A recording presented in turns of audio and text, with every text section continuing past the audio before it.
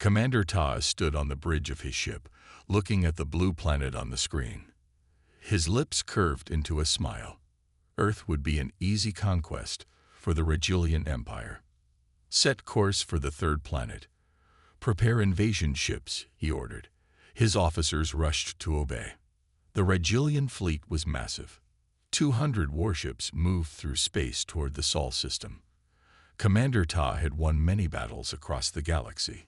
His name brought fear to many worlds. This would be another easy victory for him. Far away, in the Grand Chamber of the Galactic Council, 300 alien species watched the Regulian fleet on a giant screen. The room was filled with worried whispers. "They are going to Earth," asked Counselor Jun, his 4 eyes widening. "Do they not know?" Jun represented the Pleiadian Alliance, a peaceful group that had watched Earth from afar for centuries. He tapped his fingers nervously on the table. "The Regulians are fools," said Elder Counselor Du. The old alien's skin was gray and wrinkled. He had lived for over 600 years. "I have seen what humans do to those who attack them." At the back of the council chamber, Intelligence Officer Sun Wu looked worried. He was a Regulian, but he had studied Earth for years. He knew what humans were capable of. He had tried to warn Commander Tai, but the commander wouldn't listen. "We should warn them again," Sun Wu said to his assistant. "Humans are not like other species." "Commander Ta believes humans are weak," his assistant replied. "He thinks their technology is simple." Sun Wu shook his head. "That is his mistake. Humans may look weak, but they are not." Back on the Regulian command ship, Commander Tai reviewed the invasion plans. The first wave would target Earth's largest cities. The second wave would capture their leaders. By the third day, Earth would be under Regulian control. "Commander," said his second-in-command, "we have received a message from Intelligence Officer Sun Wu. He advises against attacking Earth." Commander Ta laughed. "Sun Wu worries too much. Earth has no space fleet that can match ours. Their weapons are primitive." "But sir," Sun Wu says, "there are stories about Earth." "Stories? I do not fight based on stories. I fight based on facts. And the facts say Earth is ripe for conquest." On Earth, at the United Defense Command in Seoul, alarms began to sound. General Jeong walked quickly to the main control room, where dozens of officers worked at computer screens. "Report," he ordered. Admiral Han looked up from her screen. "Sir, we have detected a large fleet entering our solar system. 300 ships, moving fast." General Jeong nodded. This was not the first time aliens had come to Earth with bad intentions. It would not be the first time Earth sent them running home. "Activate Defense Protocol Sigma," he said calmly. "Alert all space stations and orbital platforms, and contact President Yun." Throughout Earth's orbit, hidden defense platforms came to life. On the far side of the moon, a fleet of Earth ships prepared to launch. In underground bases across the planet, soldiers moved to their positions. Earth had been preparing for this day for generations. In the Galactic Council chamber, Counselor Minji stood up. "We must vote on whether to intervene," she said. "The Regulians do not know what they are walking into." "It is too late," said Counselor Jun, pointing to the screen. "The Regulian fleet has entered Earth's solar system. Now we can only watch." The entire council fell silent as the massive Regulian fleet approached Earth. Some counselors leaned forward, others looked away. They all knew what was coming. Commander Ta smiled as Earth grew larger on his view screen. "Begin the invasion sequence," he ordered.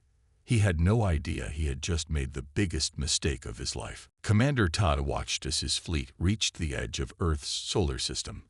His ships passed the gas giant planets without trouble. Soon, they would reach Earth, and his victory would begin. "Sir, we are detecting movement from Earth's moon," reported his sensor officer. Ta waved his hand dismissively. "Probably some primitive defense satellites. Nothing to worry about." Suddenly, the main screen lit up. A human face appeared. A woman with short black hair and a stern look. She wore a dark blue uniform with gold stars on the shoulders. "Attention, alien fleet. This is Admiral Han of Earth Defense Force. You have entered Earth space without permission. Turn back now. This is your only warning." The bridge crew of the Rigelian ship laughed. Commander Ta smiled widely. "How cute," he said. "They think they can scare us away." He stood up and addressed the screen. "I am Commander Tai of the Rigelian Empire. Your planet is now under our control. Surrender now, and we will be merciful." Admiral Han's face showed no emotion. "You have made your choice," she said simply.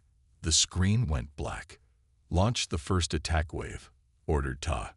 "Target their largest cities." 50 Rigelian ships moved forward, weapons ready.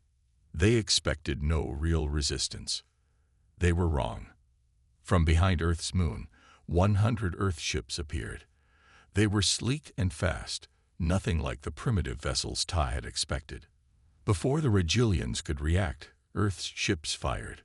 Blue energy beams cut through space. 10 Rigelian ships exploded instantly. "What is happening?" Ta shouted, his confidence gone. "How do they have such weapons?" In the Galactic Council chamber, the aliens watched in silence. The screen showed the battle clearly. Many counselors looked shocked. "I told you," said Elder Counselor Du. "Humans are not to be underestimated." Council historian Minna stepped forward. She carried an old datapad. "This is not the first time someone has tried to invade Earth," she said. Her voice was quiet, but everyone listened. 200 years ago, the Draxi tried to conquer Earth. Humans had no spaceships then, but still, they defeated the Draxi. She swiped her finger across the pad. 100 years ago, the Vorax Empire sent 300 ships to Earth. None returned. The council members murmured in surprise. "Humans have a saying," Minna continued. "Fool me once, shame on you. Fool me twice, shame on me."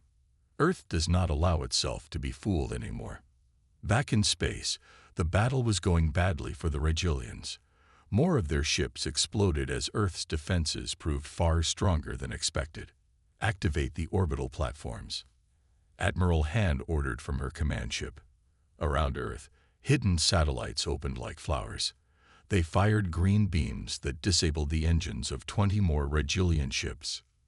"Retreat.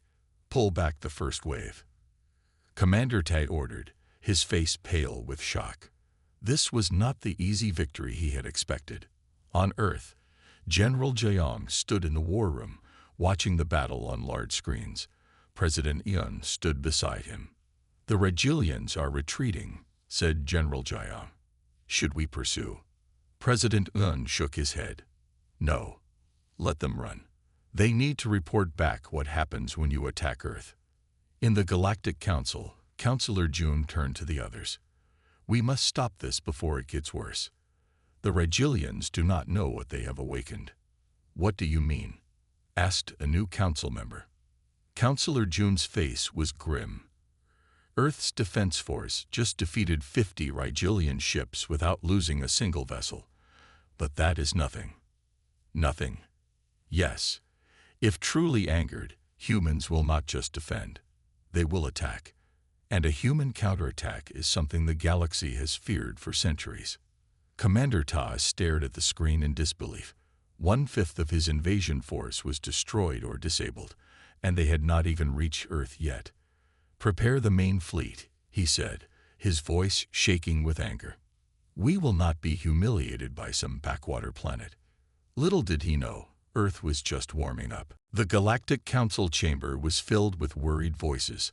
On the large screen, they watched as the Rigelian fleet regrouped after their failed first attack. "We must share what we know," said Elder Counselor Du. His voice silenced the room. "Many of you are too young to remember Earth's first contact with alien life." The old counselor pressed a button, and the screen changed. It showed scenes from 200 years ago. "The Draxi were the first to find Earth," Du explained. "They thought humans would be easy to conquer. Humans had no spaceships then. Their technology was simple. The screen showed old Draxi ships landing on Earth. Then it showed humans fighting back with what looked like primitive weapons. But the Draxi did not understand human nature, continued Du. When threatened, humans become very dangerous. They adapt quickly. They find weakness and exploit it. The images showed humans capturing a Draxi ship. Then more ships with human pilots joining the fight. Within 1 Earth year, humans had learned to use Draxi technology against them. The Draxi never stood a chance. Counselor Minji stood up. That was long ago. Surely the Regilians are better prepared. Elder Du shook his head sadly.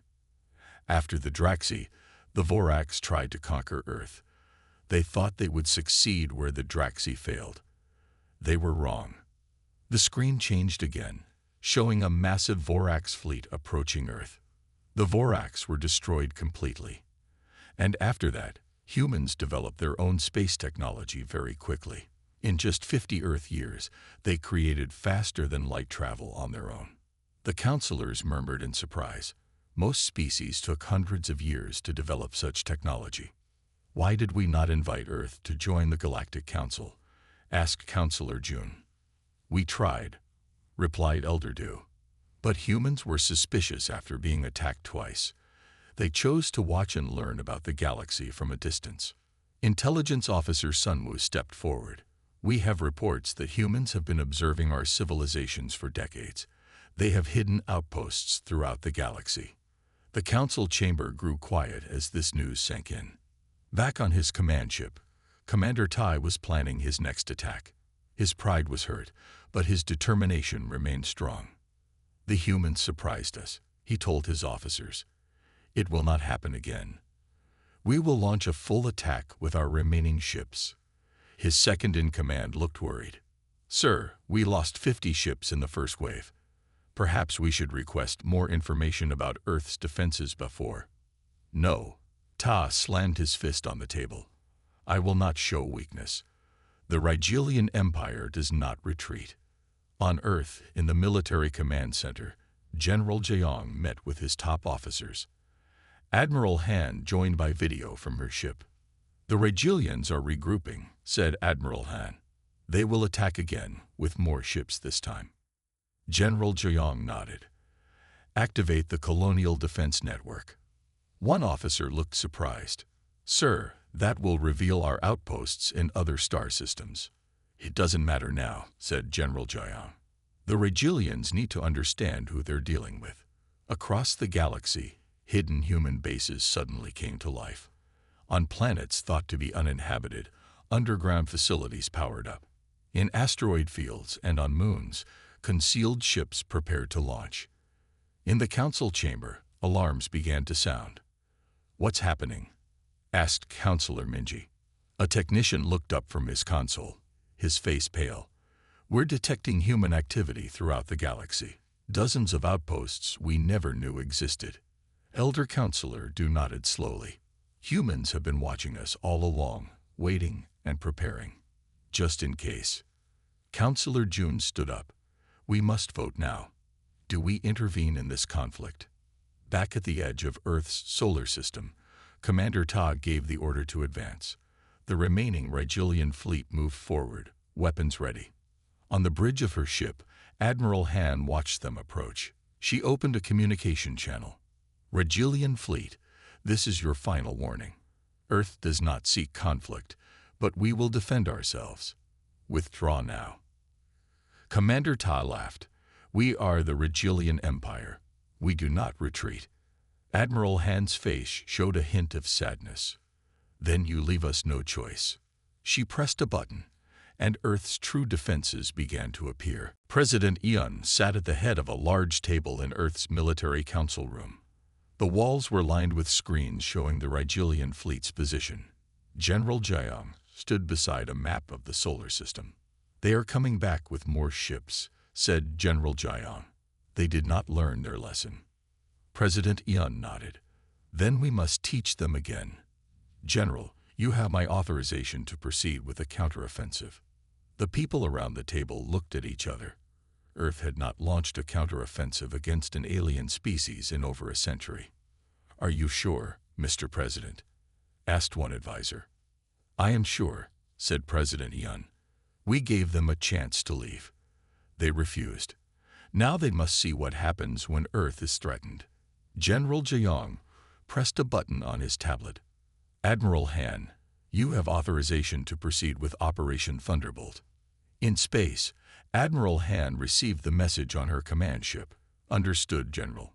Beginning Operation Thunderbolt now." She turned to her officers. "Launch fighters.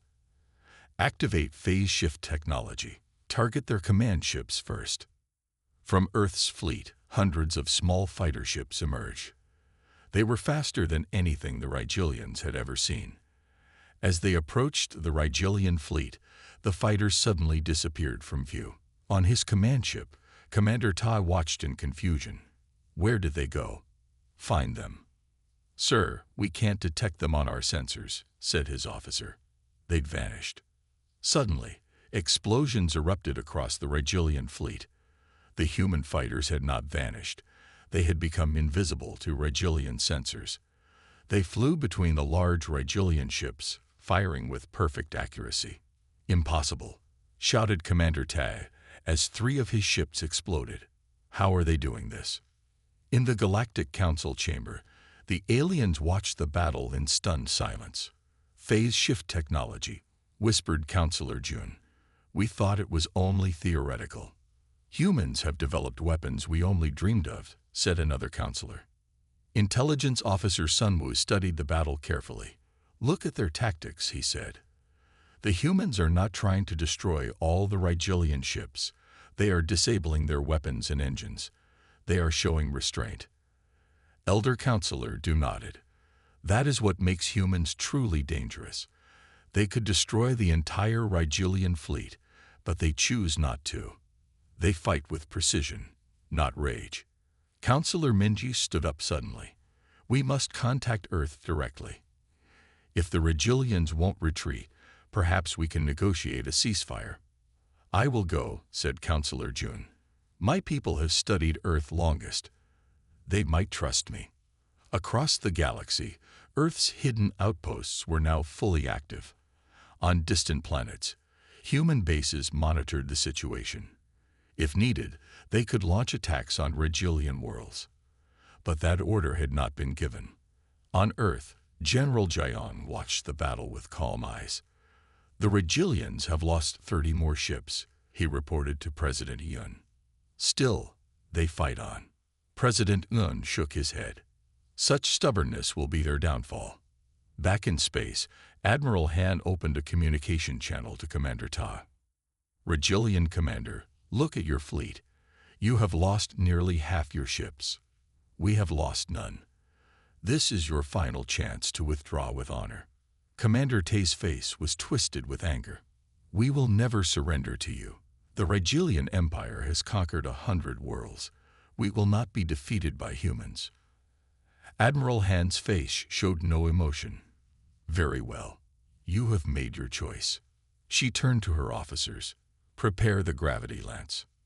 From behind Earth's moon, a massive weapon moved into position. It was unlike anything the galaxy had ever seen. In the council chamber, alarms sounded again. "What is that device?" asked Counselor Minji, pointing at the screen. Elder Counselor Du's eyes went wide. "Something new. Something we've never seen before."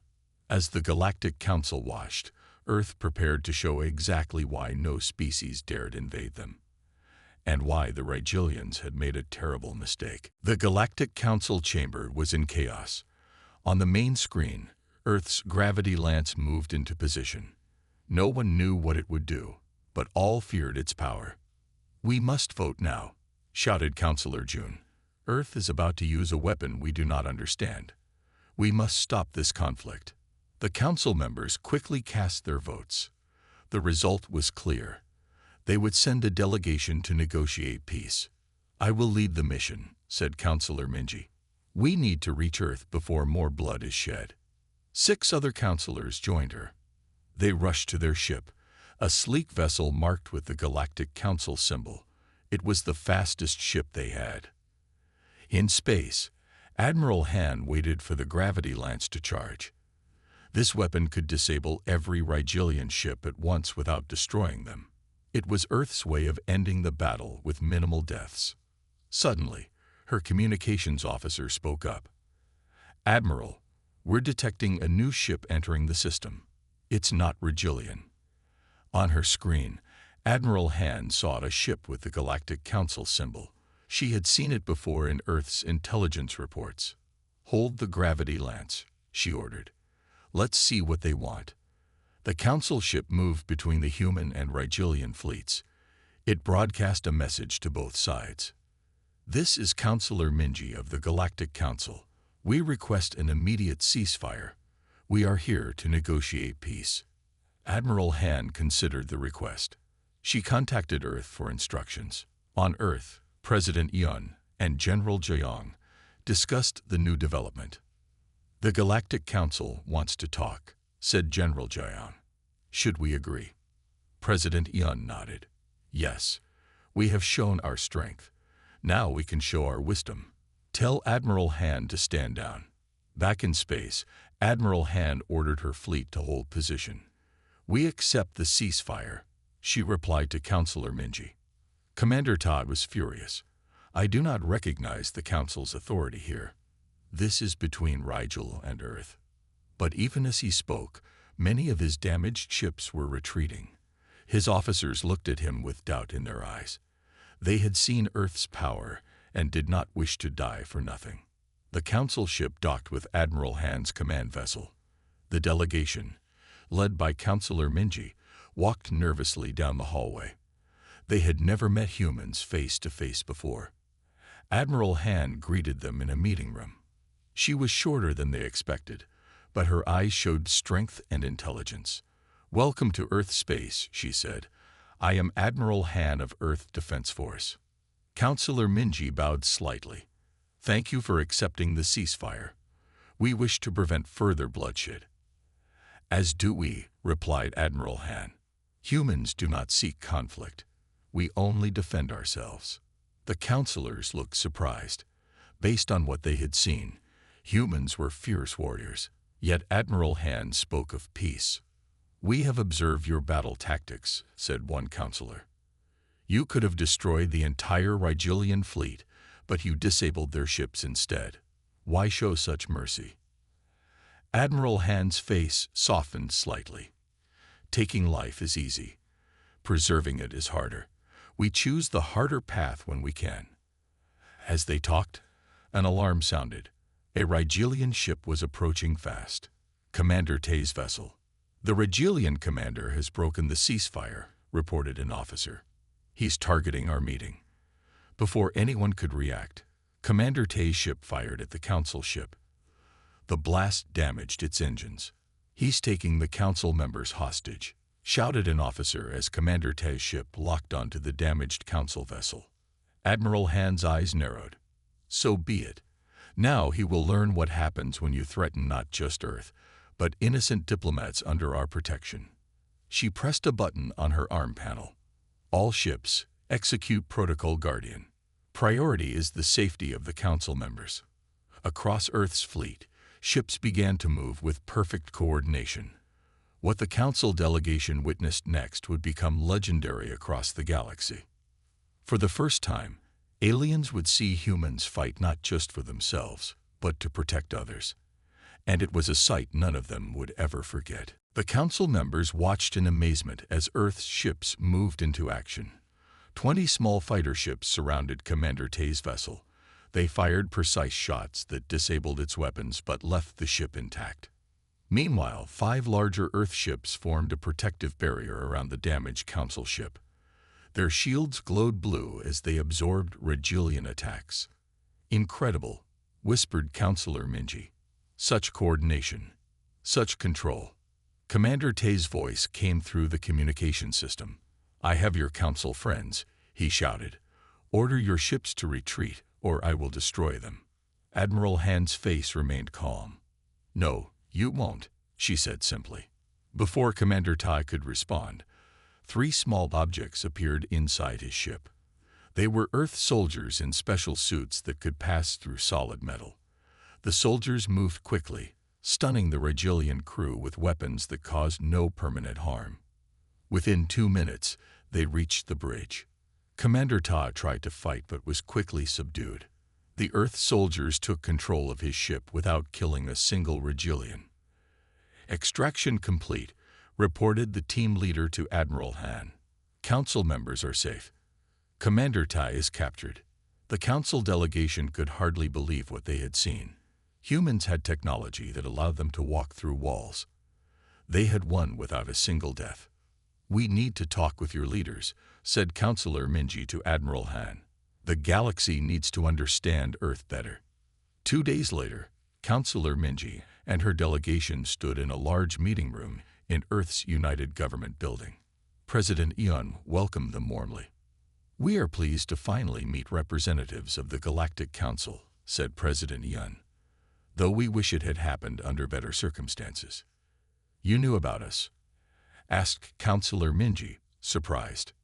President Eon smiled. "Of course. Earth has been aware of the Galactic Council for generations. We chose to stay hidden while we learned about the galaxy." "But why?" asked another councillor. "Safety," replied General Joyam, who stood beside the president. "Our first contacts with alien life were invasions. We needed to be cautious." President Eon led them to a room filled with screens and star maps. "This is our Galactic Intelligence Center. We have been watching and learning." The council members were shocked by how much humans knew about the galaxy. They had detailed information on hundreds of species, including secret military bases and weaknesses. "You could have attacked many worlds," said Councillor Minji. "Why didn't you?" "That is not our way," said President Yun. "We prepare for war but prefer peace." General Joyam showed them historical records. "Look here. Every species that attacked Earth regretted it." The records showed how humans had turned invaders' own weapons against them, how they had learned and adapted so quickly that attackers never stood a chance. "Your reputation is well earned," said Councillor Minji. "Now I understand why the old records say never invade Earth." Suddenly, an alarm sounded. An officer rushed into the room. "Mr. President, the Rigelian command ship has escaped our custody. Commander Ta has taken Councillor Minji's assistant hostage." On a screen, they saw Commander Ta's damaged ship heading toward Earth. His face appeared on the communication channel. "I will not be humiliated by humans," he shouted. "Either you surrender, or I will crash this ship into your largest city with the council member aboard." President Yun's face darkened. "So be it. General, activate the Sentinel program." General Jayong looked surprised. "Sir, that's our most classified defense system. No one outside Earth has ever seen it." "It doesn't matter now," said President Yun. "We must protect both our people and our guest. The time for secrecy is over." As the Regilian ship approached Earth, small lights began to appear in the sky, thousands of them, forming a network around the planet. What happened next would cement Earth's legend throughout the galaxy for centuries to come. Commander Ta's damaged ship moved toward Earth. His face showed on screens in the Earth control room and the Galactic Council chamber. He looked wild with anger and desperation. "I will destroy your city," he shouted. "The Rigelian Empire will not be defeated." In the control room, President Eon remained calm. "The Sentinel program is active," he said. "All systems ready." The thousands of small lights around Earth began to glow brighter. They were not lights at all, but tiny satellites, each one no bigger than a human hand, but together they formed Earth's greatest defense system. "What are those?" asked Councillor Minji, pointing at the screen. "Nanite controllers," explained General Joyan. "Each controls millions of microscopic robots." In space, Commander Tai saw the glowing network ahead. He ignored it and pushed his ship faster toward Earth. "Sentinel program, execute containment protocol," ordered President Yun. The tiny satellites released clouds of silver dust that moved like living fog. The dust surrounded Ta's ship completely. It looked like a silver bubble in space. Inside his ship, Commander Ta laughed. Is this your great defense? Dust? But then his ship stopped moving. The engines were at full power, but the ship didn't move an inch. The silver nanites had created a perfect containment field.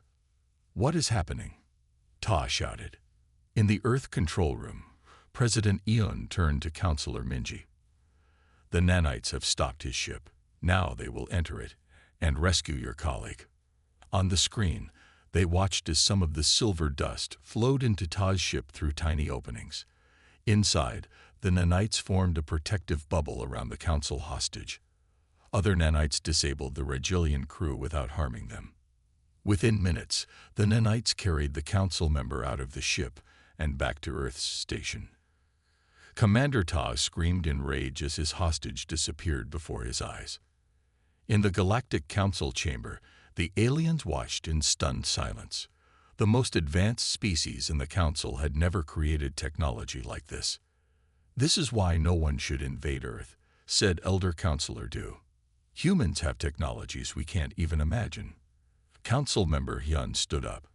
We must formally acknowledge Earth as a sovereign power. No species should ever threaten them again. The vote was immediate and unanimous. Earth would be recognized as a protected and sovereign world. Back in Earth's control room, President Eon received the Council's message. He nodded with satisfaction. What should we do with Commander Ta? Asked General Joyoung. The Regilian ship was still contained in the nanite field. Bring him here, said President Eon. He should face justice for his actions. The nanites began to move Ta's ship toward Earth's orbital station. Inside, Tai sat defeated on his command chair. His invasion had failed completely. How? He whispered. How could humans have such power? In the council chamber, the aliens began to realize something important. The battle they had witnessed showed only a fraction of Earth's capabilities. The humans had been holding back. They could have destroyed the entire Rigelian fleet in minutes, said Counselor Jun. But they chose restraint. That is what makes humans truly remarkable, said Elder Counselor Du. Not their weapons, but their choices. Counselor Minji returned to the chamber with her rescued colleague. The council members greeted them with relief. What did you learn about humans? Asked Counselor Hyun. They have been watching us all along, replied Minji. They have outposts throughout the galaxy. They know our strengths and weaknesses. Are they a threat to us? Asked another counselor nervously. Minji thought for a moment. No, she said finally. Humans are defenders, not conquerors. They fight only when threatened. She looked at the screen showing Earth, with its nanite shield glowing softly around it. But we must never threaten them again. Ever. As the Galactic Council discussed Earth's new status, President Eon prepared to welcome Commander Ta. The Regilian would learn why Earth's mercy was as impressive as its strength. Commander Ta stood in the center of the Galactic Council chamber. His hands were bound with a thin silver band, more nanites from Earth. The entire council was present to witness his trial. Commander Ta of the Regilian Empire, said the council leader, you are charged with unprovoked aggression against Earth, violating a ceasefire, and taking a council member hostage. How do you answer? Ta kept his head high. I acted for the glory of the Regilian Empire. I do not recognize this council's authority. Admiral Han and General Jeong watched from the side of the chamber. They represented Earth at the trial. This was the first time Earth had officially participated in Galactic Council proceedings. The evidence is clear, said the council leader. The punishment for these crimes is imprisonment on the prison planet Zorax for 100 years. Murmurs filled the chamber. Zorax was a harsh world where few survived their full sentence. Admiral Han stepped forward. If I may speak. The council leader nodded. Earth has a different suggestion, said Admiral Han. Her voice was calm but carried throughout the room. We do not seek Commander Ta's imprisonment. The chamber went silent with surprise. Commander Ta looked up, confused. Instead, continued Admiral Han, we propose rehabilitation.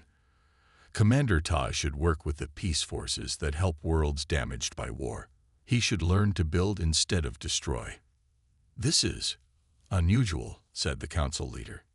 He attacked your world. He took a hostage. You could demand his life. General Jiang joined Admiral Han. Humans believe that enemies can become friends. We fight fiercely, but we forgive completely. The council members looked at each other in confusion. This was not how victorious species usually acted. Why would you show such mercy? Asked Counselor Minji. Because that is strength, replied Admiral Han.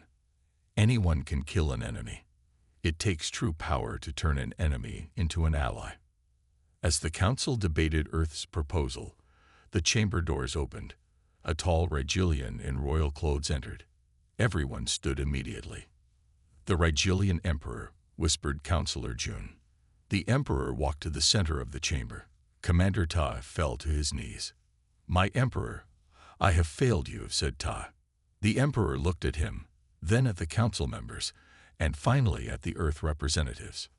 I have come to take responsibility for my commander's actions, said the Emperor. His voice was deep and clear. The attack on Earth was not authorized by me, but it was done in my name. Therefore, I share the blame. Admiral Han studied the Emperor carefully. You came personally. That shows honor. The Emperor bowed slightly to her. I have watched the records of the battle. Earth could have destroyed our entire fleet, yet you chose to disable our ships instead. Many of my people are alive because of your restraint. He turned to the council. The Rigelian Empire wishes to make peace with Earth. We offer reparations for the damage caused by our ships. The council chamber buzzed with excited talk. This was historic. The proud Rigelian Empire asking for peace. And what of Commander Ta? Asked the council leader. The Emperor looked at his commander. I accept Earth's proposal. He will work with the peace forces. He will learn a better way. Commander Ta looked shocked. But my Emperor, imprisonment would be less shameful than working with. Silence, said the Emperor. You will learn what Earth already knows, that true strength lies in building peace, not waging war. As the trial ended, Admiral Han approached Commander Ta.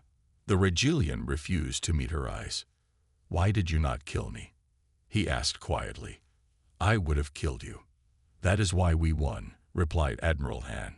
We fight when we must, but we always leave room for peace. The Emperor joined them. Your people are remarkable, he said to Admiral Han. The galaxy has much to learn from Earth. As they left the chamber, the council members watched with new respect.